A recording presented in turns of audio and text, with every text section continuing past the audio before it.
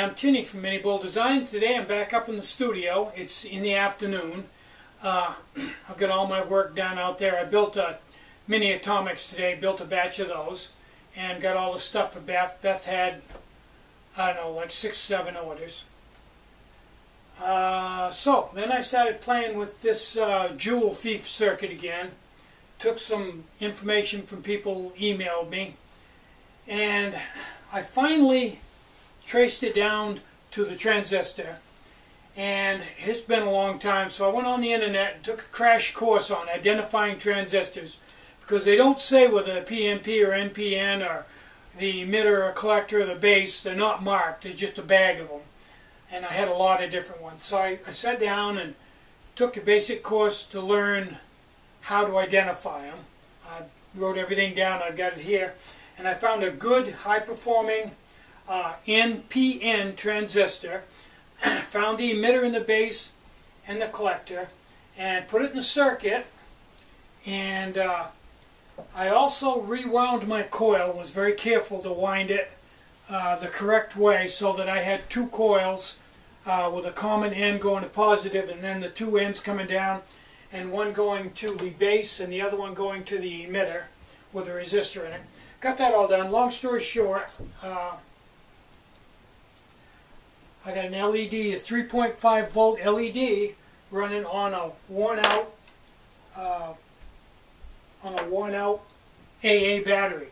And I'm going to test it to see how it goes, but I've had it on the power supply, and it looks like, just like the flashlight, it'll run on less than a half a volt and give off some pretty good light for an LED.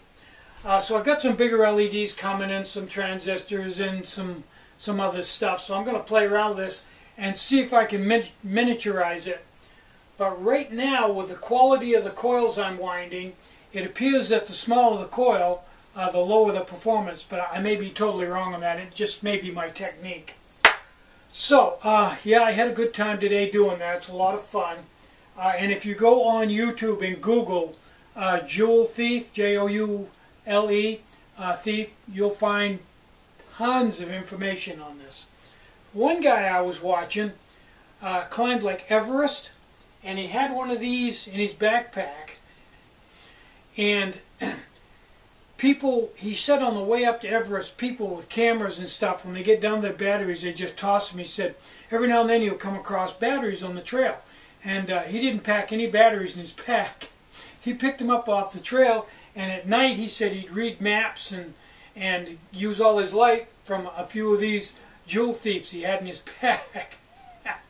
He was also running one there with a soda can flip top and a little bit of acid on it, and it was working great. He said it put out about 0.7 volts doing it that way.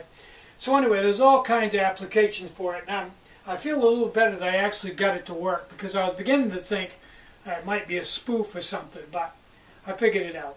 So I'm Tinny from minibulldesign. Get out and hike, take a friend, enjoy the great outdoors, and more important than anything, try to have a really great day, and try to take some time out to have some fun today. And finally, I almost forgot to tell you, when we went to the post office, on the way back we stopped at the antique shop, and I picked up this pre-World War II clockmaker's desk, I guess you'd have to call it. And it's got, every one of those handles is a drawer. There's drawers everywhere. And I got all kinds of stuff stowed away in it. It's a welcome addition, especially when you're playing around with electronics and cameras and stuff.